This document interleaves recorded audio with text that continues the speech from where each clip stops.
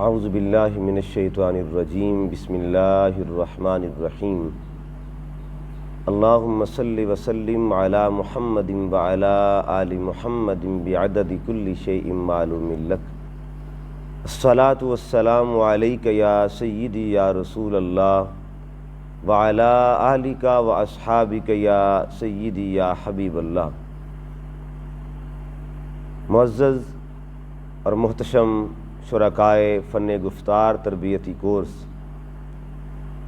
اللہ رب العزت کے فضل و کرم اور تاجدار کائنات صلی اللہ علیہ وسلم کے نالین پاک کے توسل سے فن گفتار تربیتی کورس کے 11ویں لیکچر میں حاضر ہیں۔ حسب ترتیب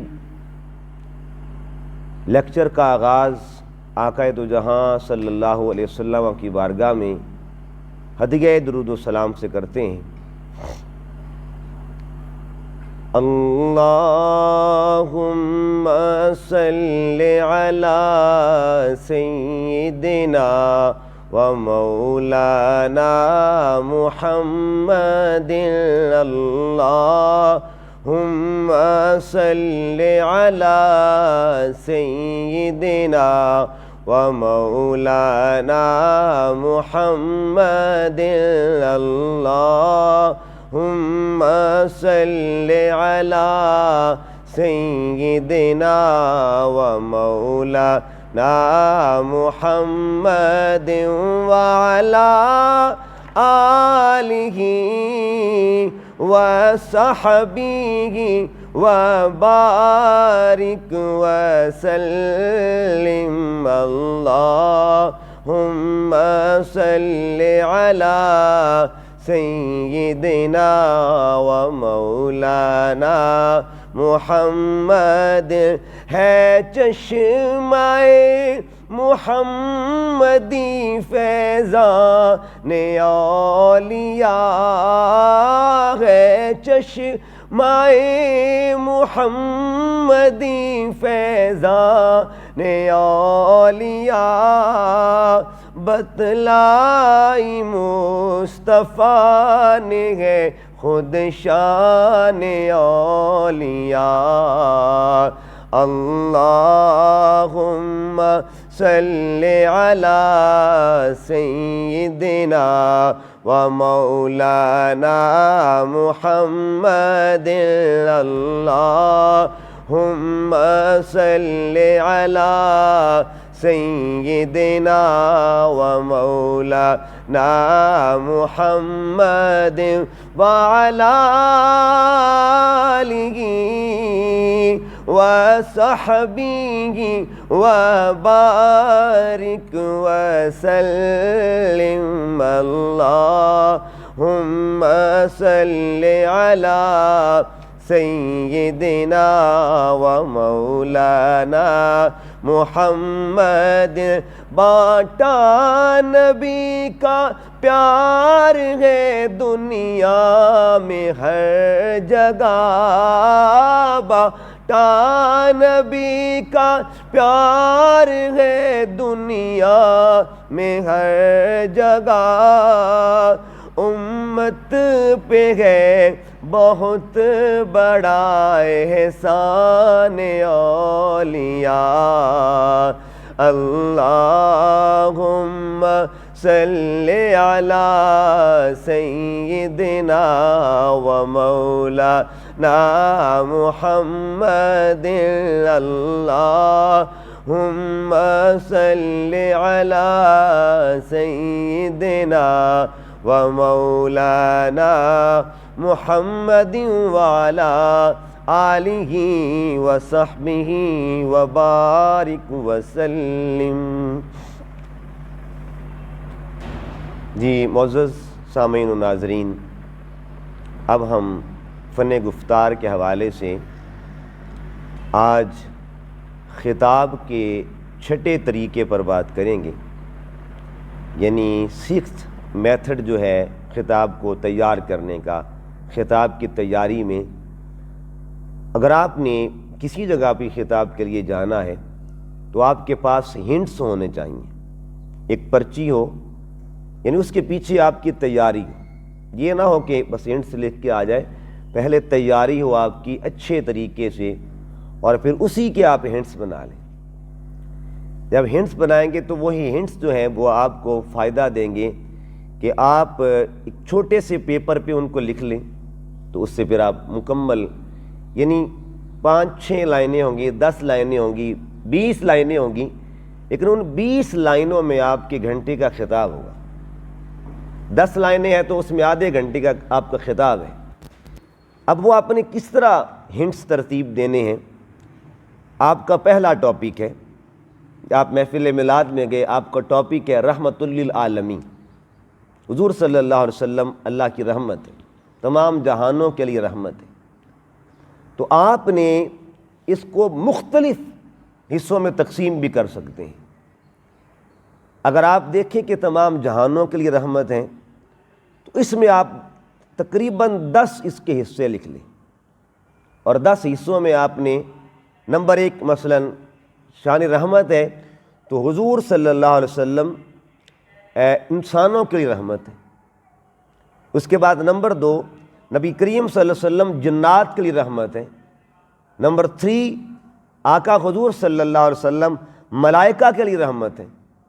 نمبر 4، یعنی یہ اس طرح ترتیب، نمبر 4 جو ہے حضور صلی اللہ علیہ وسلم تمام عورتوں کے لیے رحمت ہیں، خواتین کے لیے رحمت، یعنی یہ حضور کا صدقہ ہی تھا کہ اللہ پاک نے عورت کو ظلم سے آزادی عطا فرمائی، اور اس پر کثیر واقعات، بچیوں کو زندہ دفن کر دیا جاتا تھا۔ پھر اس کے بعد یتیموں پر رحمت، یتیموں کے ساتھ جو حسن سلوک تھا آقا علیہ السلام کا، یتیموں میں اس کے بعد ہے، یتیموں کے بعد غریبوں، مسکینوں پر، ناداروں پر، یعنی جتنا بھی کمزور طبقہ تھا ان کے لیے رحمت۔ آقا علیہ السلام مزدوروں کے لیے رحمت تھے، یعنی مزدور، ایک صحابی مزدوری کر کے حضور کی بارگاہ میں اسلام کی معاونت کے لیے ایثار کے طور پر تھوڑا سا سامان کھجوروں کی صورت میں لے کے آتا ہے، تو آقا علیہ السلام اس کا ہاتھ چوم لیتے ہیں کہ مزدوری کر کے آیا ہے، تو آقا صلی اللہ علیہ وسلم نے اس مزدور کو گویا اتنا بڑا مقام بخش دیا کہ قیامت تک ہر شخص یہ کام کرنے والا اپنے بخت پر ناز کرتا۔ اور آقا علیہ السلام کا فرمان بھی ہے کہ مزدور کا پسینہ خشک ہونے سے پہلے اس کو مزدوری دو، تو حضور مزدوروں کے لیے بھی رحمت ہے۔ اس کے بعد جانوروں کی بات آ گئی، جانوروں پر بے شمار آپ کو مثالیں مل جائیں گی۔ وہ جو ہرنی کا واقعہ ہے، اس کے بچے جو تھے وہ دور ہے، ماں اور طرف ہے، یہودی کا جال ہے، اس میں پھنسی ہوئی ہے، آقا علیہ السلام تشریف لائے، حضور کو اس نے فریاد کی، گزارش کی، تو آقا علیہ السلام نے پھر اس کی معاونت کی، اس کے لیے رحمت حضور بن کر تشریف لائے۔ اونٹ جو تھے آقا علیہ السلام کی بارگاہ میں آتے تھے اور حضور کی بارگاہ میں جا کے یہ شکایت عرض کرتے، آقا ہمارا جو مالک ہے وہ چارہ کم دیتا ہے، کام زیادہ لیتا ہے۔ اسی طرح چڑیا کے بچے جو ہیں وہ آ کے حضور کی بارگاہ میں فریاد کرتے ہیں کہ فلاں شخص نے، چڑیا جو ہے وہ کہتی، فاختہ جو ہے وہ کہتی ہے میرے بچے کو اٹھا لیا ہے۔ تو آقا صلی اللہ علیہ وسلم کی شان رحمت جانوروں کے لیے، اس پر آپ کو بہت سے واقعات مل جائیں گے۔ اس کے بعد پھر حضور صلی اللہ علیہ وسلم درختوں کے لیے رحمت، یہ واقعہ بہت مشہور ہے استن حنانہ والا، کہ آقا صلی اللہ علیہ وسلم ایک درخت جو تھا کھجور کا جو تنا تھا اس کے ساتھ ٹیک لگا کر خطبہ دیا کرتے تھے جمعہ کا۔ تو ایک صحابی رسول تھا، ان کی والدہ نے حضور کی بارگاہ میں عرض کیا میرا بیٹا جو ہے وہ یہ کام کرتا ہے لکڑی کا، تو ممبر بنانے کی خواہش ظاہر کی، تو حضور نے اجازت دے دی۔ جب ممبر پر سرکار تشریف لائے تو کھجور کا تنا رونے لگ جاتا ہے، آقا علیہ السلام پھر اس تنے کے پاس جاتے ہیں، اس کو تسلی دیتے ہیں، اس کو شفقت فرماتے ہیں۔ تو اس طرح پھر تنا جو ہے آج تک اس کا ذکر ہو رہا ہے۔ مولا روم نے کیا لکھا، استن حنانہ در ہجر رسول، وہ جو استن حنانہ تھا ہجر رسول میں حضور کی جدائی میں رو رہا تھا، اور صحابہ فرماتے کہ پھر ہم نے دیکھا جب حضور نے جا کے دوبارہ اس پہ ہاتھ رکھا تو جس طرح بچہ سسکیاں لیتے لیتے چپ کرتا ہے نا، اسی طرح وہ کھجور کا تنا چپ کر گیا۔ تو یہ درختوں کے لیے رحمت، پتھروں کے لیے بھی سرکار صلی اللہ علیہ وسلم رحمت ہے۔ پتھروں کے لیے کیسے رحمت؟ دیکھیے آقا صلی اللہ علیہ وسلم جب احد کے میدان، احد کے پہاڑ پر، جب جبل احد پر تشریف لائے تو پتھر جو تھا، پتھروں کا پہاڑ جو تھا، وہ پہاڑ بھی جھومنے لگ جاتا ہے، پہاڑ بھی حرکت میں آ جاتا ہے۔ اس پہاڑ کو خبر تھی کہ میرے اوپر دو جہاں کا سردار آ گیا، پتھروں کو خبر تھی کہ آقا صلی اللہ علیہ وسلم، پھر جو پتھر جو تھے ابو جہل کی مٹھی میں تھے، اور ابو جہل مٹھی میں پتھر لے کے آتا ہے، حضور کی بارگاہ میں عرض کرتا ہے بتائیے میری مٹھی میں کیا ہے؟ آقا علیہ السلام فرماتے بتا، میں بتاؤں؟ یہ مٹھی کی چیز خود بولے۔ تو پتھروں پر آپ کو کئی چیزیں مل جائیں گی، بہت سی چیزیں مل جائیں گی، پتھروں کے لیے بھی آقا علیہ السلام رحمت ہے، اور پتھر کو بھی اللہ تعالیٰ اگر توفیق دے دے تو حضور کی محبت میں پتھر بھی روتا ہے، حضور کی محبت میں پتھر بھی جھومتا ہے، تو پتھروں کے لیے رحمت۔ پھر اس کے بعد اگر اسی رحمت کو آپ نے دیکھنا ہے نا ماضی میں، اسی رحمت کو حال میں دیکھنا ہے، اسی رحمت کو مستقبل میں دیکھنا ہے، تو پھر یہ الگ ٹاپک بن جائے گا۔ رحمت مصطفیٰ ماضی میں، رحمت مصطفیٰ حال میں، اور رحمت مصطفیٰ مستقبل میں۔ ماضی میں کس کے لیے رحمت؟ خود حضرت آدم علیہ السلام کے لیے میرے آقا رحمت۔ آپ کی توبہ قبول ہوئی جب آپ نے آسمان پہ دیکھا، عرش پہ دیکھا، آپ خود کہتے ہیں فرائیت علی قوائم العرش، میں نے عرش کے ستونوں پہ دیکھا، فرائیت علی رفعت راسی، میں نے سر اونچا کیا، فرائیت میں نے دیکھا علی قوائم العرش، عرش کے ستونوں پہ مکتوباً لکھا ہوا تھا کیا؟ لا الہ الا اللہ محمد الرسول اللہ۔ تو آپ نے حضرت آدم علیہ السلام نے حضور کا وسیلہ پیش کیا، آقا صلی اللہ علیہ وسلم کے صدقہ سے آپ کی معافی ہو گئی، اللہ رب العزت نے آپ پر آپ کی بخشش اور آپ کو عطا فرمایا۔ حضور آقا صلی اللہ علیہ وسلم ہر دور کے لیے رحمت، گزشتہ جتنے زمانے گزر چکے ان کے لیے یہی وجہ تھی کہ کتب سماویہ کے اندر یہ بات تھی کہ آقا صلی اللہ علیہ وسلم کے وسیلہ سے پچھلے زمانوں کے، پچھلی امتوں کے لوگ دعائیں کرتے تھے اور اللہ رب العزت قبول فرمایا کرتا تھا۔ اسی طرح آقا صلی اللہ علیہ وسلم، حضرت نوح علیہ السلام، ان کی کشتی جو پار لگی ہے اس میں بھی وسیلہ مصطفیٰ شامل تھا۔ تو پچھلے ادوار کے لیے بھی آقا صلی اللہ علیہ وسلم کی ذات کو اللہ نے رحمت بنایا، کیونکہ رحمت کل جہان ہے، رحمت للعالمین ہے، ہر عالم کے لیے رحمت ہے، ہر زمانہ کے لیے رحمت، ہر جہان کے لیے رحمت۔ پھر اس جہان کی بات، اگر اسی بات کو ماضی میں اگر لے کے آئیں تو ماضی میں صحابہ کرام کی مثالیں ملیں گی، انبیاء کی مثالیں ملیں گی، صحابہ کی مثالیں ملیں گی، اور پھر ماضی میں کفار پر حضور کی جو رحمتوں کے زاویے تھے، یعنی ایک یہودی ہے وہ حضور کے گھر میں مہمان بنتا ہے، آقا صلی اللہ علیہ وسلم اس کی مہمان نوازی کرتے ہیں، پھر جاتے ہوئے سرکار کے بستر اقدس پر وہ آقا علیہ السلام کے کاشانہ اقدس پر وہاں پہ اس نے وقت گزارا، رات کا قیام کیا، تو جاتے ہوئے جو حضور نے اس کو بستر دیا تھا اس بستر پر اس نے غلاظت کر دی، حضور اپنے ہاتھوں سے دھوتے۔ یہ آقا صلی اللہ علیہ وسلم حقیقت میں اس کا من صاف کر رہے تھے، اس کا دل دھو رہے تھے، حضور صلی اللہ علیہ وسلم نے جب دھویا۔ اب وہ بندہ اسی چیز کو دیکھ کے تو آقا سے حضور صلی اللہ علیہ وسلم اپنوں کے لیے بھی رحمت ہے، غیروں کے لیے بھی رحمت ہے، سب کے لیے رحمت بن کے آئے۔ ماضی میں آپ کو بے شمار مثالیں مل جائیں گی، یعنی رحمت للعالمین کو اگر آپ نے وہ 10 جو ہنٹس سے ہیں، فلاں کے لیے رحمت، ہر مخلوق کے لیے رحمت ہے، پتھروں کے لیے رحمت ہے، جانوروں کے لیے رحمت ہے، جنات کے لیے رحمت ہے، فرشتوں کے لیے رحمت ہے، انسانوں کے لیے رحمت ہے، اپنی امتیوں کے لیے رحمت ہے، اس پہ آپ اتنی مثالیں آپ کو مل جائیں گی۔ اسی کو اگر آپ نے زمانے کے اینگل سے دیکھنا ہے، آپ نے اسی کو پاسٹ میں دیکھنا ہے، اسی کو آپ نے پریزنٹ میں دیکھنا ہے، اس کو آپ نے فیوچر میں دیکھنا ہے، تو آپ کو مثالیں ملیں گی۔ اب پاسٹ جو گزر گیا ہے، جو ماضی، اس کی میں نے آپ کو بات، اب جو پریزنٹ ہے ہمارے لیے کیسے رحمت ہے، قرآن پاک گواہی دیتا ہے، ما کان اللہ لیعذبہم وانت فیہم، یہ جو تمہارے دیکھیے تمہارے اوپر عذاب نہیں آ رہا ہے، امت مصطفیٰ پر عذاب نہیں آتا، کتنے گناہ کرتی ہے امت، مگر اللہ نے عذاب سے محفوظ رکھا ہوا، کیوں؟ یہ رحمت مصطفیٰ کا صدقہ ہے۔ محبوب تو ان کے اندر موجود ہے، آپ ان کے اندر ہیں، آپ کی برکت سے، آپ کے وسیلے سے، آپ کے صدقے سے اللہ پاک نے امت کو عذاب سے محفوظ کیا ہوا ہے۔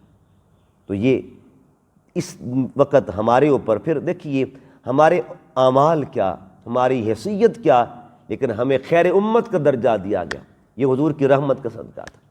بیٹیوں کو دیکھیں، بیٹی کے مقام میں حضور کی رحمت نظر آئے گی، ماں کے مقام میں رحمت مصطفیٰ نظر آئے گی، پھر اس کے بعد کمزوروں کے مقام میں، غریبوں کے مقام میں، یہ جو جتنے کمزور طبقات کو اوپر تک لانا تھا یہ رحمت مصطفیٰ کا ہی صدقہ تھا۔ یعنی آپ ہر طبقے کو دیکھیں گے آپ کو رحمت مصطفیٰ نظر آئے گی۔ اسی طرح اسی رحمت مصطفیٰ کے موضوع کو اگر آپ نے مستقبل کی طرف لے کے جانا ہے تو پھر آپ کو قیامت کا دن نظر آئے گا۔ قیامت کے دن کیا ہوگا کہ جب نفسا نفسی کا عالم ہوگا، ہر کوئی پریشان ہوگا، ہر نظر کانپ اٹھے گی محشر کے دن، خوف سے ہر کلیجہ دہل جائے گا، اوڑھ کر کالی کملی وہ آ جائیں گے، سارے محشر کا نقشہ بدل جائے گا۔ یعنی محشر کے ماحول میں حضور کی رحمت عروج پہ ہوگی۔ آقا صلی اللہ علیہ وسلم خود فرماتے ہیں کہ میں قیامت کے دن 3 مقامات پر ملوں گا۔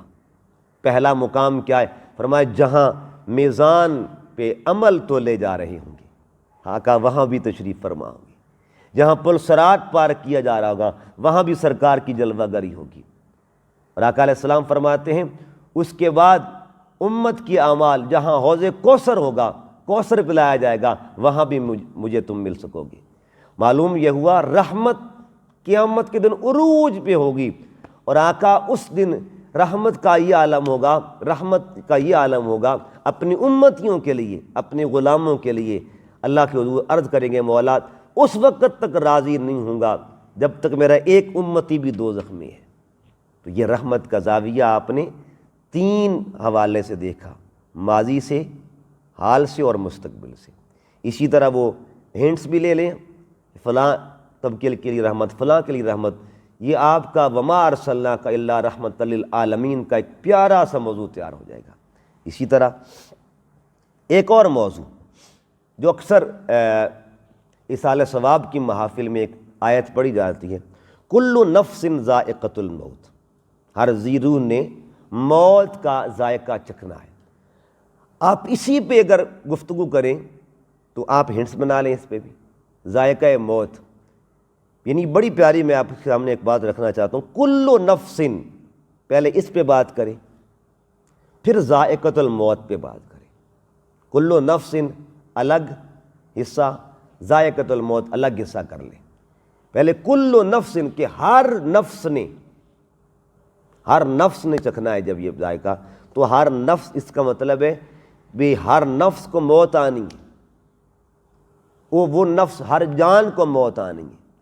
اگر اس اینگل سے تو ایک اور زاویے سے بھی دیکھیں، ایک اور زاویے سے، اگر ہر جان کو موت آنی ہے، مگر جان سب کی برابر نہیں ہوتی، نفس کا درجہ برابر نہیں ہوتا۔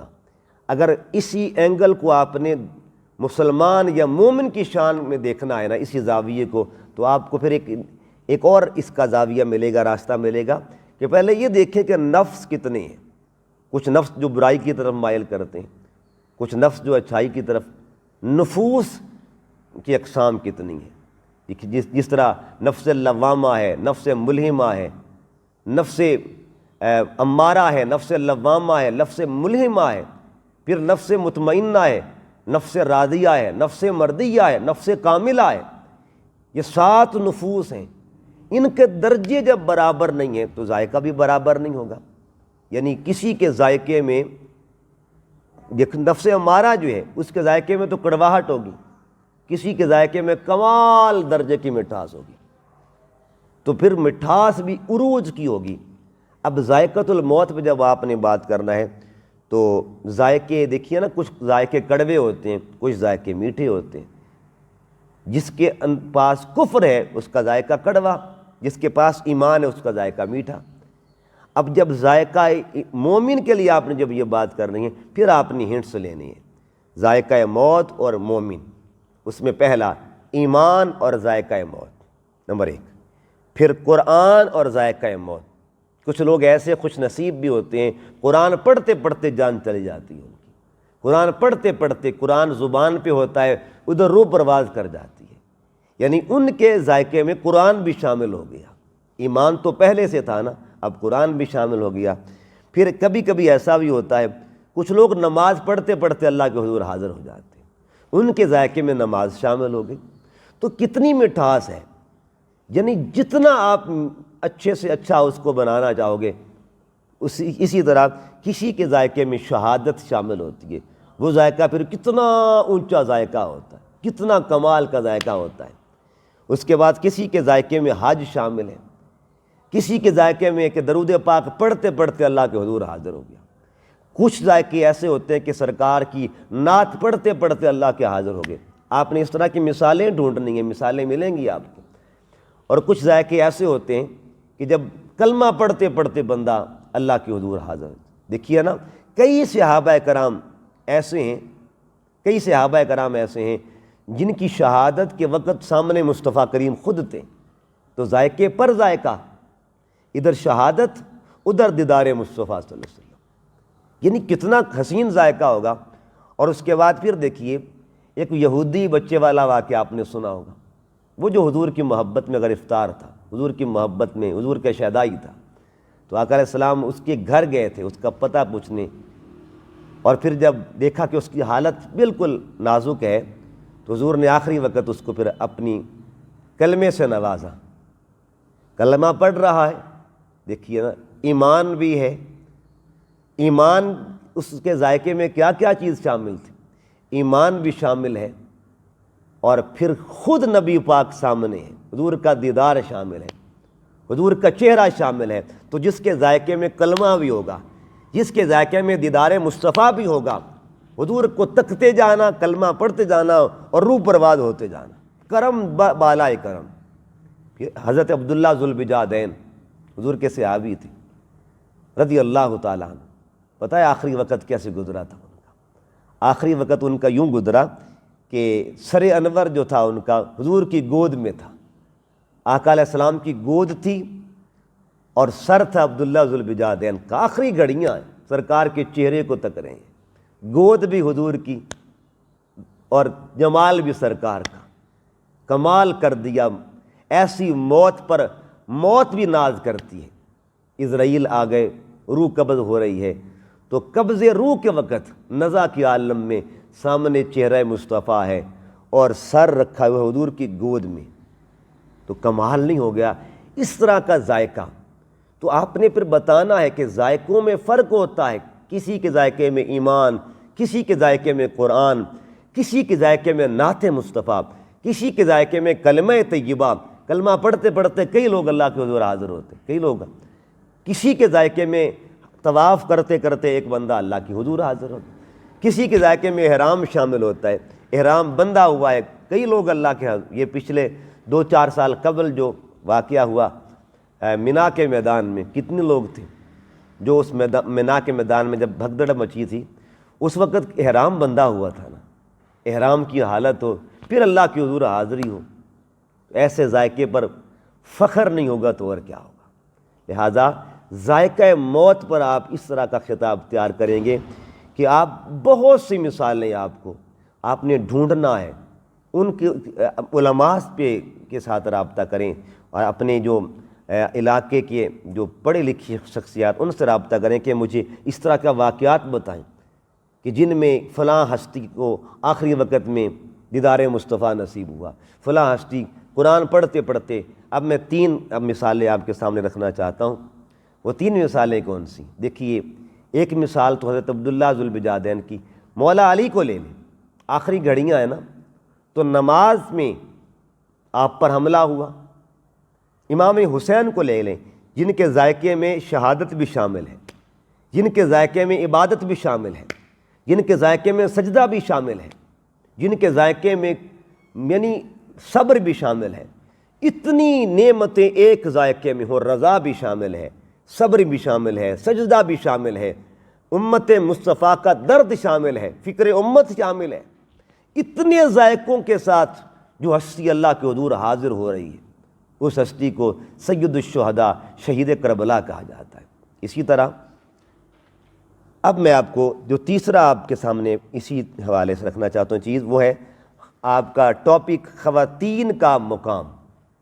اگر اس ٹاپک پہ آپ نے بات کرنی ہے تو آپ سورہ احزاب اس کی آیت تطہیر کے بعد جو آیت ہے اس کو آپ پڑھ کے دیکھیں، اس میں اللہ رب العزت نے 10 ٹائٹل بیان کیے ہیں خواتین کا مقام۔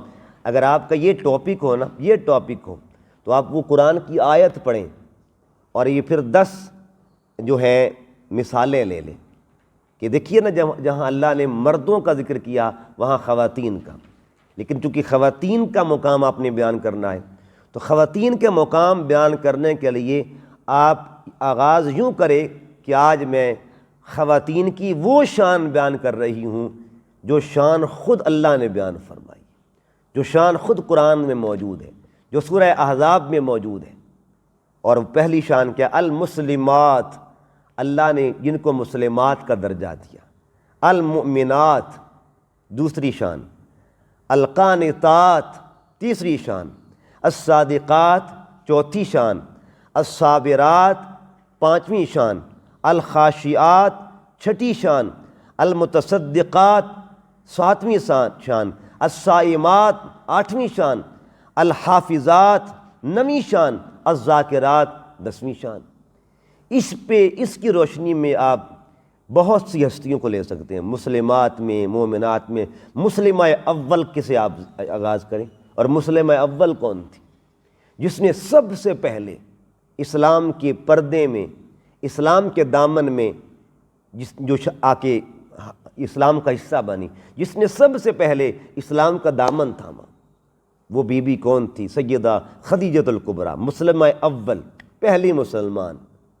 اور پھر کئی خواتین ایسی بھی تھیں کہ جن میں دیکھیے حضرت ام سلیم رضی اللہ تعالی عنہا، اسلام کا عورت کے ساتھ اور مسلم ہونا، مسلمہ، اور ایک تو خود مسلمہ ہے، پھر اس مسلمہ کی عظمت دیکھیے۔ جب ان کی انگیجمنٹ ہوئی تو انہوں نے اپنے یعنی جن کے ساتھ ان کا رشتہ طے ہونا تھا ان کو پیغام بھیجا، پیغام بھیجا، اگر آپ میرے ساتھ شادی کرنا چاہتے ہیں نا تو میرا حق مہر بہت اونچا ہوگا۔ تو انہوں نے پوچھا بھئی کیا حق مہر ہے؟ تو آپ نے فرمایا کہ میرا حق مہر یہ ہے کہ تم بھی کلمہ پڑھ کے مسلمان ہو جاؤ۔ یعنی اس وقت تک وہ جو منگیتر تھے وہ کافر تھے، ان کو بھی اسلام میں شامل کیا، اور پھر فرمایا یہی میرا حق مہر ہے۔ ایسی مسلمان خواتین، ایسی عظیم ہستیاں، مسلمان عورتیں، اور جنہوں نے خود تو مسلمہ تھیں، اپنے حق مہر میں بھی اسلام ہی مانگا ہے۔ اسلام کی اتنی عظیم۔ پھر مومنہ عورتیں جن کے ذکر قرآن پاک میں آیا، اللہ نے ان کی حفاظتوں کا ذکر کیا، ان کی عصمتوں کا ذکر کیا، ان کے پردوں کا ذکر کیا اللہ رب العزت نے، مومنہ خواتین کا۔ اس کے بعد پھر قانتات، صادقات، ایک ایک آپ ٹائٹل کو لیں، آپ کو سچی عورتیں، سچی عورتوں میں آپ کو کئی بے شمار خواتین ملیں گی جو اسلام کی ماتھے کا جھومر ہیں۔ حضرت عائشہ صدیقہ کا ٹائٹل ہی صدیقہ تھا، سچی صدیقہ بنت صدیق، بابا بھی صدیق اور بیٹی بھی صدیق۔ پھر حضرت اسماء رضی اللہ تعالیٰ عنہ، جب ابو جہل نے پوچھا تھا کہ بتا محمد کدھر ہے، حضور اس وقت غار ثور میں تھے، تو آپ نے فرمایا جانتی ہوں کدھر ہے لیکن تمہیں نہیں بتاؤں گی۔ جھوٹ نہیں بولا آپ نے، یہ فرما دیا کہ میں جانتی ہوں۔ ادھر صداقت بھی ہے اور ادھر ادب مصطفیٰ بھی ہے، اور ادھر راز بھی ہے، حفاظت بھی، اس راز کی حفاظت بھی کی، صداقت بھی، سچ بھی بولا۔ حضور غوث پاک کو لے لیں، آپ کی صداقت کے پیچھے کس کا کردار تھا؟ ماں نے جب بھیجا تھا نا پہلی بار پڑھنے کے لیے، تو یہ گھر سے تلقین کر کے بھیجا تھا کہ بیٹا جان چلی جائے مگر سچ کا ہمیشہ ساتھ دینا، سچ پہ رہنا ہے، سچ پہ قائم رہنا ہے۔ تو آپ کی سچائی کا صدقہ تھا کہ 40 جو چور تھے یا جو بھی تعداد تھی ان کی، اپنے سردار سمیت اسلام کا یعنی توبہ طائب ہو جاتے، توبہ کر لی اور گناہوں سے معافی مانگ لی، پھر وہ سب کے سب اللہ کے بندوں میں شامل ہو گئے۔ بچپن حضور غوث پاک کا ہے، اس کے پیچھے کیا چیز تھی؟ وہ سچائی تھی جس کی طرف ماں نے آپ کو راغب کیا تھا۔ وجہ یہ ہے کہ آپ اس طرح 10 ٹائٹل لیں اور ہر ٹائٹل کے آپ پردے میں دیکھیں گے تو آپ کو کئی واقعات مل جائیں گے، ہنٹس بنا لیں۔ واقعات کے بھی ہنٹس بنا لیں۔ تو اسی طرح صابرات میں دیکھیں، صابرات میں آپ کو بے شمار، صابرات میں جب دیکھیں گے نا تو آپ کو پورا گھرانہ آل محمد ملے گا، آپ کو سیدہ کائنات ملیں گی، آپ کو بی بی زینب ملے گی، آپ کو بی بی شہربانو ملیں گی، قدم قدم پہ جنہوں نے صبر کیا، جنہوں نے مکہ میں صبر کیا، مدینہ میں صبر کیا، پھر کوفہ میں صبر کیا، دمشق میں صبر کیا، پورے کربلا کے سفر میں جنہوں نے صبر کیا، ان صابرات کو آل محمد کی عظیم خواتین کہا جاتا ہے۔ پھر یہی صبر جو خواتین اولیاء ہیں، اسی صبر کو آپ پیچھے دیکھیں گے ازواج مطہرات میں آپ کو ملے گا۔ لہٰذا یہ ایک ایک ٹائٹل پر آپ پورا خطاب تیار کر سکتے ہیں۔ خواتین کی شانیں یہ 10 لے لینا، اس 10 شانوں پہ آپ کا تھیسس بن سکتا ہے، ایک پورا تھیسس بن سکتا ہے 10، اور وہ آپ کوشش کریں، جتنی محنت کریں گے اللہ برکتیں ڈالے گا، مواد مل جائے گا، مٹیریل مل جاتا ہے، کتب پہ نیٹ پہ سرچ کریں گے آپ کو کتابیں مل جائیں گی، خطابات مل جائیں گے۔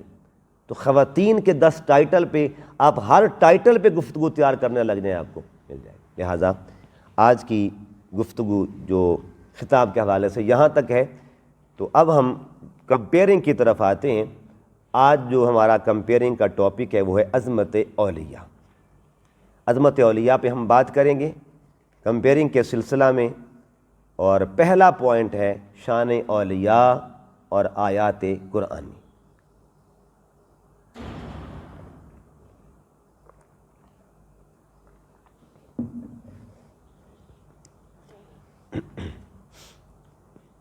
جی بسم اللہ الرحمن الرحیم۔ سامعین محترم، اولیاء اللہ کا معنی ہے اللہ کے دوست، اللہ کے قریب، اللہ کے محبوب بندے، اللہ کے صالح بندے، جن کا ذکر قرآن کا حصہ ہے، جن کا ذکر نماز کا حصہ ہے، عباد اللہ الصالحین، جن کی یاد حج کا حصہ ہے۔ وہ جو ولیہ سیدہ ہاجرہ ہے، ان کی آج تک یاد قائم ہے اور ہمیشہ قائم رہے گی۔ جن کی محبت ایمان کا حصہ ہے، جن کے نقش قدم پر چلنا اسلام کا حصہ ہے۔ قرآن حکیم میں جا بجا اولیاء کرام کا ذکر موجود ہے۔ اب ذرا دیکھیے قرآن کی روشنی میں، اس سے آپ کو ایک پورا دلائل کا یعنی ایک دلائل کا انبار ملے گا انشاءاللہ، یعنی دلائل قرآن کی روشنی میں ملیں گے، دلائل کی پوری فہرست آپ کو ملے گی۔ جب ولیوں کی عظمت کا ذکر ہو تو قرآن فرماتا ہے الا ان اولیاء اللہ لا خوف علیہم ولا هم یحزنون۔ جب اولیاء کے تقوی کی بات ہو تو قرآن فرماتا ہے الذین آمنوا وکانوا یتقون۔ جب اولیاء کی استقامت کا ذکر ہو تو قرآن فرماتا ہے ان الذین قالوا ربنا اللہ ثم استقاموا۔ جب اولیاء کی شب زندہ داری کا ذکر ہو تو قرآن فرماتا ہے والذین یبیتون لربہم سجدا وقیاما۔ جب اولیاء کی شان تواضع کا ذکر ہو، شان عجز کا ذکر ہو تو قرآن فرماتا ہے یمشون علی الارض ہونا۔ جب اولیاء کی سنگت کا ذکر ہو تو قرآن فرماتا ہے وَاصْبِرْ نَفْسَكَ مَعَ الَّذِينَ يَدْعُونَ رَبَّهُمْ بِالْغَدَاةِ وَالْعَشِيِّ۔ جب اولیاء کی آرام گاہ کا ذکر ہو، یعنی آرام گاہوں کا بھی اللہ ذکر کرتا ہے، جب اولیاء کی آرام گاہ کا ذکر ہو تو قرآن فرماتا ہے ان اصحاب الکہف، وہ جو غار والے تھے۔ جب اولیاء کے حجرے کا ذکر ہو تو قرآن فرماتا ہے کلما دخل علیہا زکریا المحراب۔ حجرہ مریم کا ذکر ہے جو اللہ کی بندی تھی۔ جب ولیہ کے پاس بے موسم پھلوں کی کرامت کا منظر ہو، ذکر ہو تو قرآن فرماتا ہے وجد عندہا رزقا۔ جب ولیہ کے حجرے میں کھڑے ہو کر اللہ سے دعا مانگنے کا ذکر ہو تو قرآن فرماتا ہے ہنالک دعا زکریا ربا۔ جب اللہ کا ولی تخت بلقیس لانے کا دعویٰ کرے تو قرآن فرماتا ہے انا آتی کا بھی۔ جب سینکڑوں میل دور تخت پلک چپکنے سے پہلے لانے کا ذکر ہو تو قرآن فرماتا ہے قبل ان یرتد الیک طرفک۔ جب ولیوں کی کرامت اللہ کا فضل بن جائے تو قرآن فرماتا ہے ھذا من فضل ربی۔ جب ولایت خضر کے صدقے مچھلی زندہ ہونے کا ذکر ہو تو قرآن فرماتا ہے فاتخذ سبیلہ فی البحر سرابا، جب ولی کی ملاقات کرنے کا ذکر ہو تو قرآن فرماتا ہے فوجدا عبدا من عبادنا، جب ولیہ کے قدم لگنے سے پتھروں کو عظمت ملنے کا ذکر ہو تو قرآن فرماتا ہے ان الصفا والمروۃ من شعائر اللہ، جب ولی کے علم کا ذکر ہو تو قرآن فرماتا ہے وعلمناہ من لدنا علما، جب قیامت کے روز عظمت اولیاء کے اظہار کا ذکر ہو تو قرآن فرماتا ہے یا عبادی لا خوف علیکم اليوم، جب نماز میں اولیاء کے وسیلے کا ذکر ہو تو قرآن فرماتا ہے صراط الذین انعمت علیہم، جب ولیوں کی نسبت اختیار کرنے کا ذکر ہو تو قرآن فرماتا ہے کونوا مع الصادقین، شاعر ان مردان با وفا، بندگان خدا، پیکران تسلیم و رضا، محبوبان رب الاولا یعنی اللہ کے پیارے اولیاء کو یوں سلام پیش کرتا ہے۔ وہ سنیے گا، کرتا ہے ذکر ہمیشہ سے، کرتا ہے ذکر ہمیشہ سے قرآن خدا کے ولیوں کا، متلاشی ہے ہر دور کا ہر انسان خدا کے ولیوں کا، متلاشی ہے ہر دور کا ہر انسان خدا کے ولیوں کا، لا خوف ان کا پیغام ملا، لا خوف ان کا پیغام ملا، یہ ولیوں کو انعام ملا، قرآن سے ملتا ہے سب کو عرفان خدا کے ولیوں کا، قرآن سے ملتا ہے سب کو عرفان خدا کے ولیوں کا، ایمان عمل اور تقوی کا، ایمان عمل اور تقوی کا، یہ سچے پیر کی نشانی ہوتی ہے۔ ایمان عمل اور تقوی کا زیور ہے ان کے دامن میں، ایمان عمل اور تقوی کا زیور ہے ان کے دامن میں، ہے کتنا اعلیٰ اور حسین سامان خدا کے ولیوں کا، ہے کتنا اعلیٰ اور حسین سامان خدا کے ولیوں کا، جس غار میں اللہ والے تھے۔ یہ قرآن کا میں اشارہ کر رہا ہوں، قرآن کی آیت کی طرف دیکھیے قرآن پاک کس طرح بیان فرماتا ہے کہ جس غار میں اللہ والے تھے، سورج بھی غلامی کرتا تھا، وَتَرَى الشَّمْسَ اِذَا طَلَعَتْ تَزَاوَرُ عَنْ كَهْفِهِمْ ذَاتَ الْيَمِينِ وَإِذَا غَرَبَتْ تَقْرِضُهُمْ ذَاتَ الشِّمَالِ، جس غار میں اللہ والے تھے سورج بھی غلامی کرتا تھا، دیکھو تو ذرا کیا رتبہ ہے ذیشان خدا کے ولیوں کا، دیکھو تو ذرا کیا رتبہ ہے ذیشان خدا کے ولیوں کا، اللہ کے فرشتے ولیوں کی عظمت کو سلامی دیتے ہیں۔ کیا قرآن پاک میں ہے کہ تتنزل علیہم الملائکہ ثم استقاموا، جو استقامت پر رہتے ہیں تتنزل علیہم الملائکہ، تو فرشتے بھی سلامی کے لیے ان کے لیے اترا کرتے ہیں، ان کی محبت کے لیے فرشتے اترتے ہیں، زمین پر اترتے ہیں۔ تو اللہ کے فرشتے ولیوں کی عظمت کو سلامی دیتے ہیں جب کامل اکمل ہوتا ہے، جب کامل اکمل ہوتا ہے ایمان خدا کے ولیوں کا۔ بلقیس کا تخت کو منگوایا، بلقیس کا تخت کو منگوایا ایک پلک جھپکنے سے پہلے، بلقیس کا تخت کو منگوایا ایک پلک جھپکنے سے پہلے، کرتا ہے بیان تصرف خود قرآن خدا کے ولیوں کا۔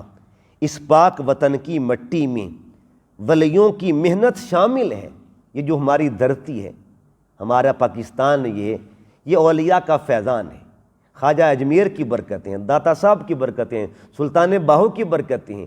یہ وطن، اس میں اگر ایمان کی کو عزتیں، ایمان کی عظمتیں نظر آ رہی ہیں تو ان کے پیچھے اولیاء کی محنتیں شامل ہیں، حضور کی عظمت کے جھنڈے لہرائے گئے، یہاں پہ اولیاء کا بہت بڑا کردار ہے۔ اس پاک وطن کی مٹی میں ولیوں کی محنت شامل ہیں۔ ہم حسن بھول نہ پائیں گے، ہم حسن بھول نہ پائیں گے احسان خدا کے ولیوں کا، احسان خدا کے ولیوں کا، کرتا ہے ذکر ہمیشہ سے، اے حسن نہ بھول ہم پائیں گے احسان خدا کے ولیوں کا، کرتا ہے ذکر ہمیشہ سے قرآن خدا کے ولیوں کا۔ جی یہ تھا پہلا پوائنٹ شان اولیاء کے حوالے سے۔ اب دوسرا پوائنٹ ہے، یہ بھی بڑا دلچسپ پوائنٹ ہے، اس کا تعلق حدیث مبارکہ سے، فرامین مصطفیٰ صلی اللہ علیہ وآلہ وسلم سے۔ دیکھیے سامعین محترم، ہم صالحین کا ذکر اس لیے کرتے ہیں کہ اللہ بھی ان کا ذکر فرماتا ہے۔ ہم صالحین کی شان اس لیے بیان کرتے ہیں کہ ہمارے آقا نے بیان فرمائی ہے۔ جب صالحین کی محبت کی بات ہو تو بخاری کی حدیث نمبر 1175 پیغام دیتی ہے کہ صالحین سے اللہ بھی محبت کرتا ہے، فرشتے بھی محبت کرتے ہیں اور اہل زمین بھی محبت کرتے ہیں۔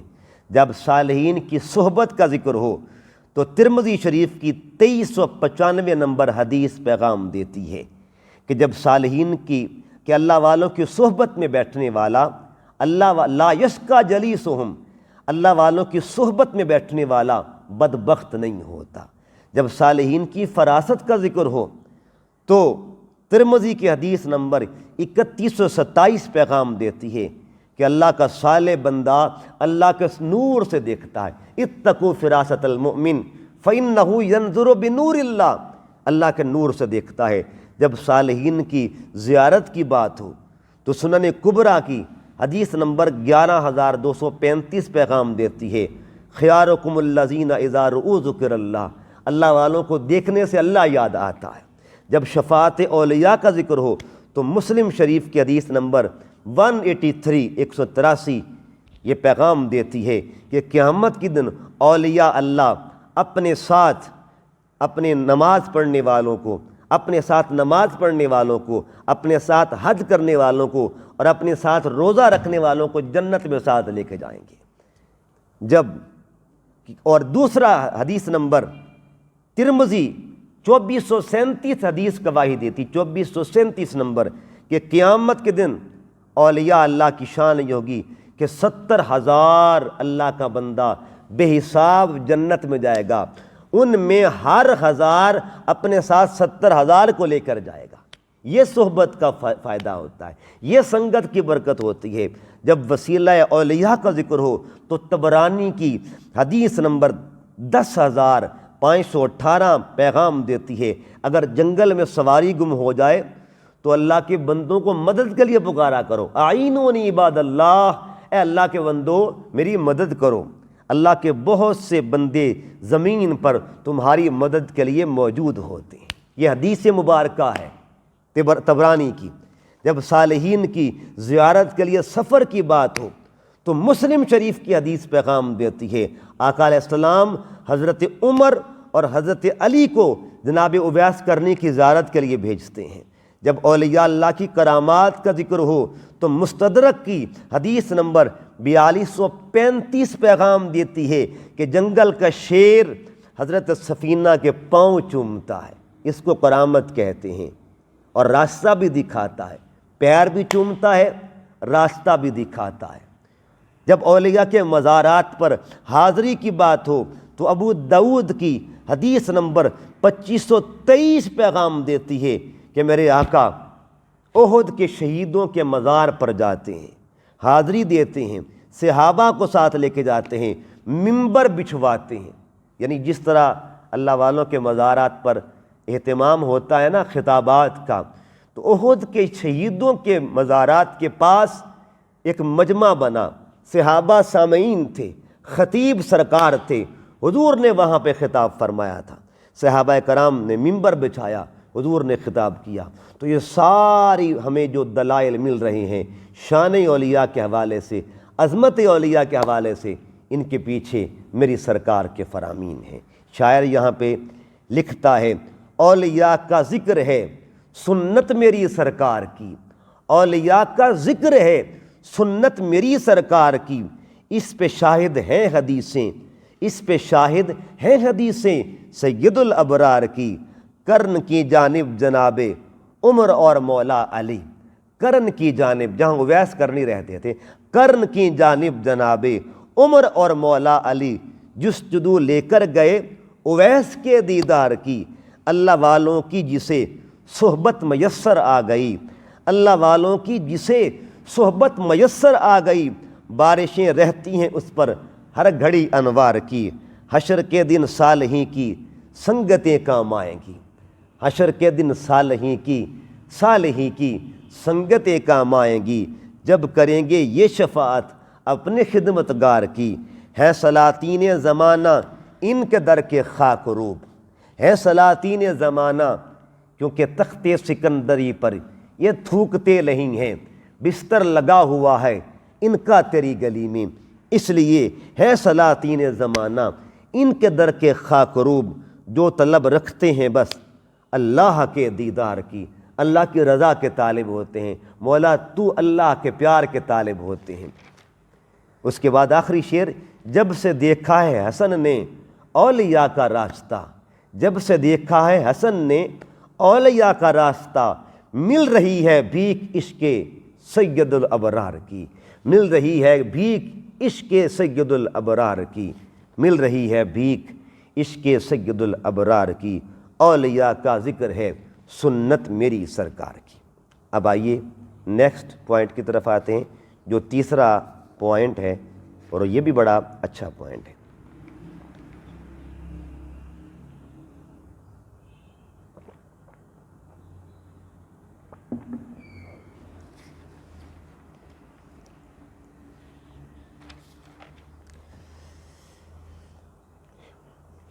سامعین محترم، قرآن حکیم ہر دور کے مومن کو حکم دیتا ہے، قرآن حکیم اہل ایمان کو حکم دیتا ہے، پیغام نسبت دیتا ہے، یعنی 14 صدیاں گزر گئیں، ہر صدی کے مومن کو حکم دے رہا ہے، قیامت تک قرآن حکم دیتا رہے گا، اور قرآن کا یہ پیغام گونجتا رہے گا، یا ایھا الذین آمنوا اتقوا اللہ وکونوا مع الصادقین، اے ایمان والو تقوی اختیار کرو اور سچوں کے ساتھ ہو جاؤ۔ اس آیت میں 3 نعمتوں کا ذکر ہے، ایمان، تقوی اور معیت۔ نعمت ایمان، نعمت تقوی، نعمت نسبت۔ سوال یہ ہے، جب ایمان بھی ہے، تقوی بھی ہے، پھر نسبت کی کیا ضرورت ہے؟ تو جواب ہے کہ جہاں قیمتی سامان ہوتا ہے، جہاں کثیر دولت ہو، جہاں مال وافر ہو، تو وہاں حفاظت بھی ضروری ہوتی ہے، تحفظ بھی کیا جاتا ہے۔ اللہ نے ایمان اور تقوی کی دولت کے لیے، ایمان اور تقوی کے خزانوں کے تحفظ کے لیے، بچاؤ کے لیے نسبت کو، سنگت کو، رفاقت کو، معیت کو محافظ بنا دیا ہے۔ یعنی ترتیب دیکھیں، ایمان اور تقوی کے تحفظ کے لیے کونوا مع الصادقین کا پیغام دے دیا، محافظ بنا دیا، تاکہ نسبت سے ایمان بھی محفوظ رہے اور نسبت سے تقوی بھی محفوظ رہے۔ تاریخ بتاتی ہے امام فخر الدین رازی کے پاس ایمان بھی ہوتا ہے، تقوی بھی ہوتا ہے، اور اس وقت شیطان اس خزانے پر حملہ کرتا ہے، اس دولت کو لوٹنا چاہتا ہے، تو سینکڑوں میل دور مرشد کامل نجم الدین کبریٰ کی نسبت فخر الدین کے خزانے کو بچا لیتی ہے۔ سامعین مکرم، تاریخ میں بہت سی مثالیں ہیں جن سے پتہ چلتا ہے ایمان کامل اور عظیم تقوی والے لوگ بھی نسبت کا فیض لیتے ہیں، نسبت کا فیض لیتے ہیں، جن کے پاس ایمان بھی کامل ہوتا ہے، جن کے پاس تقوی بھی کامل ہوتا ہے، لیکن نسبت کا فیض وہ لیتے ہیں۔ امام اعظم ابو حنیفہ نسبت کا فیض لینے کے لیے بہلول دانا کے پاس جاتے تھے۔ امام مالک حصول فیض کے لیے شیخ عبداللہ المنقدر کے پاس جاتے تھے۔ امام احمد بن حنبل نسبت کا فیض لینے کے لیے بشر حافی کے پاس جاتے تھے۔ امام شافعی دولت نسبت کے لیے حضرت شیبان رائی کے پاس جاتے تھے۔ محدث ابن جوزی طلب فیض کے لیے حضور غوث اعظم کے پاس جاتے تھے۔ سلطان محمود غزنوی حصول فیض کے لیے شیخ ابو الحسن خرقانی کے پاس جاتے تھے۔ امام رازی حصول فیض کے لیے خواجہ نجم الدین کبریٰ کے پاس جاتے تھے۔ مولانا روم اکتساب فیض کے لیے شاہ شمس تبریز کے پاس جاتے تھے۔ شہاب الدین غوری اکتساب فیض کے لیے خواجہ معین الدین چشتی کے پاس جاتے تھے۔ جابر بن حیان کیمسٹری کے بانی حصول فیض کے لیے امام جعفر صادق کی بارگاہ میں جاتے تھے۔ غیاث الدین تغلق بادشاہ نسبت کا فیض لینے کے لیے شاہ رکن عالم کے پاس جاتے تھے۔ اس طرح بڑی بڑی ہستیاں، بڑے بڑے سلاطین اپنے دور میں فیض حاصل کرنے کے لیے اللہ والوں کے پاس جاتے تھے۔ شاعر اس نسبت کا ذکر یوں کرتا ہے، اللہ والوں کی نسبت کی کیا بات ہے، ایسی انمول دولت کی کیا بات ہے، اللہ والوں کی نسبت کی کیا بات ہے، ایسی انمول دولت کی کیا بات ہے، ذکر قرآن میں جن کا شامل ہوا، ذکر قرآن میں جن کا شامل ہوا، پھر تو ایسی تلاوت کی کیا بات ہے، جن کی سنگت سے کتے کو جنت ملی، جن کی سنگت سے کتے کو جنت ملی، ان کی شان سخاوت کی کیا بات ہے۔ یعنی جانور بھی آ جائے نا تو وہ بھی فیض سے محروم نہیں رہتا۔ بل اس کے بعد کر دیا رب نے بیگانہ ہر خوف سے، کر دیا رب نے بیگانہ ہر خوف سے، اس مثالی رفاقت کی کیا بات ہے، دوستی جن کی اللہ سے ہو گئی، ایسی لاریب سنگت کی کیا بات ہے، عشق سرکار میں جو فنا ہو گیا، عشق سرکار میں جو فنا ہو گیا، ایسے مرشد کی عظمت کی کیا بات ہے، پلک جھپکی نہ تھی تخت حاضر ہوا، پلک جھپکی نہ تھی تخت حاضر ہوا، اولیاء کی کرامت کی کیا بات ہے، نسبت خضر سے مچھلی زندہ ہوئی، نسبت خضر سے مچھلی زندہ ہوئی، اس تصرف کی عظمت کی کیا بات ہے حسن پہ صدا سایہ اولیاء، ہے حسن پہ صدا سایہ اولیاء، ایسی انمول قسمت کی کیا بات ہے، ایسی انمول قسمت کی کیا بات ہے۔ تو یہ تھا ہمارا آج کا پوائنٹ نمبر 3، اس کو مکمل کرتے ہیں۔ اور ویسے تو اولیاء پاک کے حوالے سے بہت سا مواد ہے، اور سامعین یہ بھی بتا دوں ناظرین کہ ابھی ہم نے جو ابھی تک جتنے بھی ہمارے لیکچرز ہو چکے ہیں، ان میں ہم نے جو مواد پیش کیا ہے، جو آپ نے لکھا ہے، یہ ابھی 50% ہے، چونکہ ٹائم کی قلت ہوتی ہے۔ اس کبھی انشاءاللہ پھر موقع ملا تو بقیہ حصہ انشاءاللہ آپ کو پیش کریں گے۔ آج کی گفتگو کا جو نیکسٹ مرحلہ ہے، جس کا تعلق قرآنی آیت کے ساتھ ہے، قرآن پاک کی آیہ نمبر سورۃ یونس کی آیت نمبر 62، وہ بڑی معروف آیت مبارکہ ہے، اور اس میں شان اولیاء کا ذکر، الا ان اولیاء اللہ لا خوف علیہم ولا هم یحزنون، خبردار بے شک اللہ کے دوستوں کو نہ کسی قسم کا خوف ہے اور نہ غم ہے، ولا هم یحزنون، اور نہ کوئی غم رکھتے ہیں۔ الذین آمنوا، نشانی ان کی کیا ہے، وہ اللہ والے جن کا ایمان بھی کامل ہوتا ہے، وکانوا یتقون، اور تقوی بھی کامل ہوتا ہے۔ ان دونوں کو ذرا سمجھنا ہے کہ پہلے حصے میں ایک چیز کی نفی ہوئی ہے، لا خوفن، وہ ڈرتے نہیں ہیں، اور دوسرے حصے میں ڈر کا اس بات ہوا کہ ڈرتے بھی ہیں۔ یعنی دوسرے حصے میں کہا کہ وہ جو ڈرتے بھی ہیں اور ایمان بھی رکھتے ہیں۔ یہ اولیاء کرام کی جو نشانی ہے نا، ان دو آیتوں میں ایک کمال ہے کہ پہلی آیت میں نفی کے ڈرتے کوئی نہیں ہے وہ، اور دوسری آیت میں اس بات ہے کہ وہ ڈرتے ہیں۔ اب کس خوف کی نفی ہو رہی ہے اور کس خوف کا اس بات ہو رہا ہے؟ جس کی نفی ہے اسے خوف دنیا کہتے ہیں، دنیا کو کوئی خوف نہیں ہوتا ان کو، اور جس کا اس بات ہے اسے خوف الہی کہتے ہیں، جس کا ہر وقت ان پہ غلبہ رہتا ہے۔ اس لیے جن پہ اللہ کے خوف کا غلبہ رہے نا، پھر دنیا کا ڈر ان سے نکل جاتا ہے۔ حضرت اویس کرنی تھے نا، تو آپ جب نماز پڑھ رہے تھے تو آپ کی بکریوں کے رکھوالی شیر کرتا تھا، وہ شیر جس سے عام بندہ ڈر جاتا ہے، لیکن اللہ کے ولی کے جانوروں کی رکھوالی وہ شیر کر رہا ہے، ڈر اتر جاتا ہے، خوف اتر جاتا ہے۔ حضور غوث پاک رضی اللہ تعالیٰ عنہ، خلیفہ مستنجد باللہ جو عباسی دور کا خلیفہ تھا، اس کے وہ جب اشرفیاں لے کے آیا، میرے غوث پاک نے للکار کر کہا کہ آپ نے پکڑی تھیلی، نچوڑا تو خون نکلتا ہے۔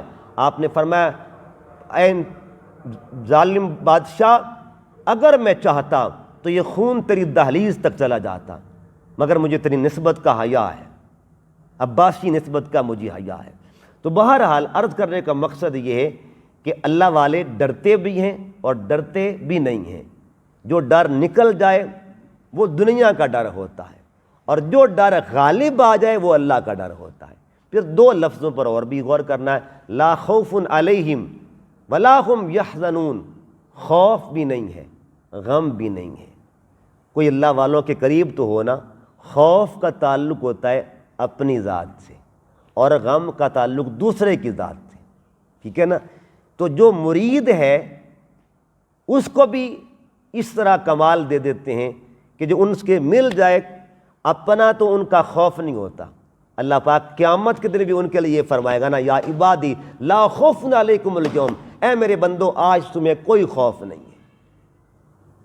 اب کیا ہوگا؟ ان کا خوف تو نکل جاتا ہے، کیونکہ ڈر ان پر صرف اللہ کا غلبہ ہوتا ہے، اللہ کے خوف کا غلبہ ہوتا ہے۔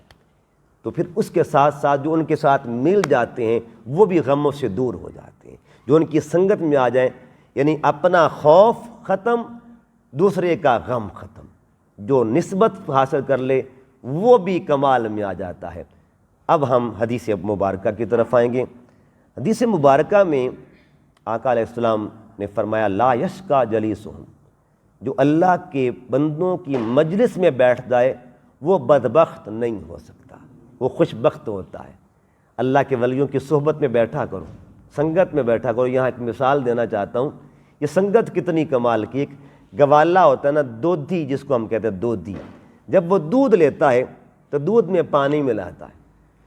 اب پانی دودھ سے کہتا ہے، دودھ پانی سے کہتا ہے کہ پانی تو میرے ساتھ مل تو گیا ہے، یعنی دودھ پانی سے مخاطب ہوتا ہے، او پانی میرے ساتھ مل تو گیا ہے لیکن تجھے آگ کے اوپر جلنا پڑے گا، مشکلوں سے گزرنا پڑے گا، مصیبتیں برداشت کرنے پڑیں گی۔ تو پانی کہتا کوئی بات نہیں، تیری خاطر میں جل جاؤں گا، ساری مصیبتیں میں برداشت کر لوں گا، تجھے کچھ نہیں ہونے دوں گا۔ پانی جل جل کر خشک ہو جاتا ہے، دودھ کی شکل سلامت رہتی ہے۔ اب دودھ کو غصہ آتا ہے آگ کے اوپر کہ اے آگ تو نے میرے یار کو جلایا ہے، تجھے نہیں چھوڑوں گا۔ ابلتا ہے غصے سے، دیگچی سے نکلتا ہے، آگ پر پڑتا ہے تو آگ بجھ جاتی ہے۔ یہ اس کا انتقام ہوتا ہے، اپنے دوست کا بدلہ لیتا ہے وہ آگ سے۔ اکثر ہماری مائیں بہنیں گھروں میں تھوڑا سا پانی لا کر دوبارہ دودھ میں ڈال دیتی ہیں۔ اب پھر کیا ہوا؟ یعنی دونوں کو پھر ملا دی جاتا ہے۔ اب قرب کے لیے قربانی دینا پڑتی ہے، قرب پھر دونوں پھر مل جاتے ہیں، لیکن جو درمیانی راستہ ہے نا اسے قربانی کہتے ہیں۔ قرب حاصل کرنے کے لیے قربانی ضرور دینی پڑتی ہے، اس کو سنگت کی معراج کہا جاتا ہے، سنگت کا کمال۔ اب ہم مسئلہ کی طرف آتے ہیں۔ آج ہم نے لام اور میم کا ایک ایک مسئلہ آپ کے سامنے رکھنا ہے۔ لام کے حوالے سے ایک مسئلہ سن لیجئے۔ اگر ایک شخص نماز پڑھ رہا ہو، لقمے کے حوالے سے مسئلہ، لام سے لقمہ دینا، نماز میں کھڑا ہوا ہے، دوسرا بندہ باہر ہے، وہ نماز میں نہیں، وہ غیر نمازی ہے، یہ نماز سے باہر ہے، وہ نماز میں کھڑا ہے تو کوئی غلطی نمازی کر رہا ہے، اب وہ جو دوسرا آدمی ہے وہ نمازی کو لقمہ دے، باہر والا بندہ نمازی اگر وہ لقمہ وصول کر لے گا تو اس کی نماز جاتی رہے گی۔ اسی طرح اگر امامت کروا رہا ہے کوئی شخص، تو امامت میں وہ بھول رہا ہے، غلطی کر رہا ہے، تو باہر ایک بندہ بیٹھا ہوا ہے، وضو کر رہا ہے ٹوٹیوں پہ یا ویسے بھی گھوم پھر رہا ہے، اس نے لقمہ دے دیا تو اس امام نے اس کا لقمہ وصول کر لیا تو نماز جاتی رہے گی۔ غیر نمازی کا لقمہ وصول کرنے سے نماز چلی جاتی ہے۔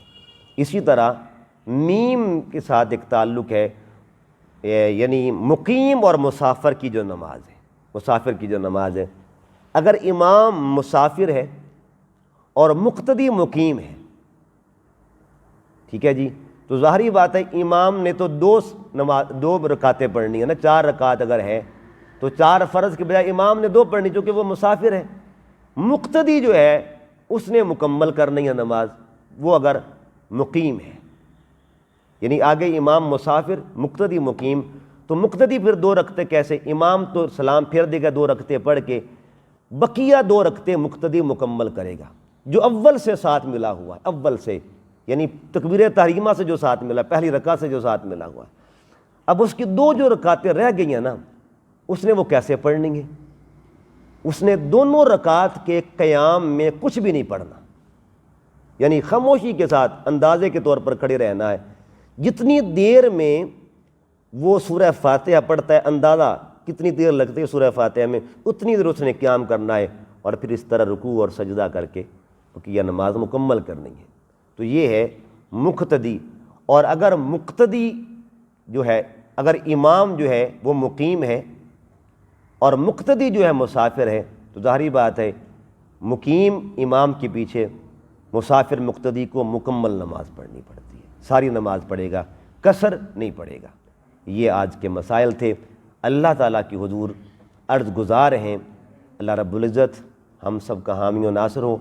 ایک ناظرین کے لیے جو شرکائے کورس ہیں ان کے لیے ایک میں گوش گزار کر دوں کہ انشاءاللہ العزیز، چونکہ آج ہمارا 12واں لیکچر ہے، تو انشاءاللہ العزیز اس لیکچر کے بعد میں آپ سے گزارش کروں گا، ہم نے 15 تک جو 15واں لیکچر ہمارا 25 جون کو ہوگا انشاءاللہ العزیز، اس کے بعد 26 اور 27 یہ 2 دن جو ہے یہ وقفہ ہوگا۔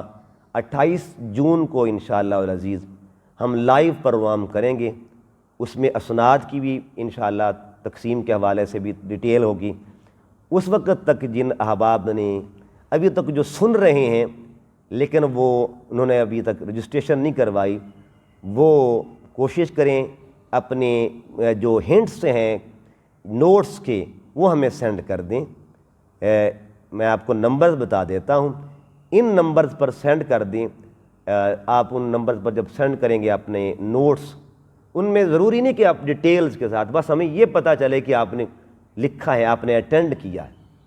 اس میں یہ کریں آپ کہ ہنٹس لکھ لیں، اور ہنٹس بھی اس میں زیادہ بھی مختصر نہ ہو، اتنے مختصر بھی نہ ہو کہ آپ جو ہم نے ایڈز دی ہوئی ہیں انہی سے لکھ کے آپ پیش کر دیں، نہیں، اس طرح نہیں آپ نے کرنا۔ واقعی پتہ چلے کہ اس بندے نے کچھ پڑھا، یعنی کچھ سنا بھی ہے، اس نے اٹینڈ بھی کیا ہے، تو آپ ہنٹس لکھ کے جو نمبرز آپ کو ملتے ہیں ہمارے فیس بک پیج پہ، تو ان نمبر پر آپ یہ ڈیٹیل سینڈ کر دیں، انشاءاللہ آپ کی اسناد آپ تک پہنچ جائیں گی۔ السلام علیکم ورحمۃ اللہ وبرکاتہ۔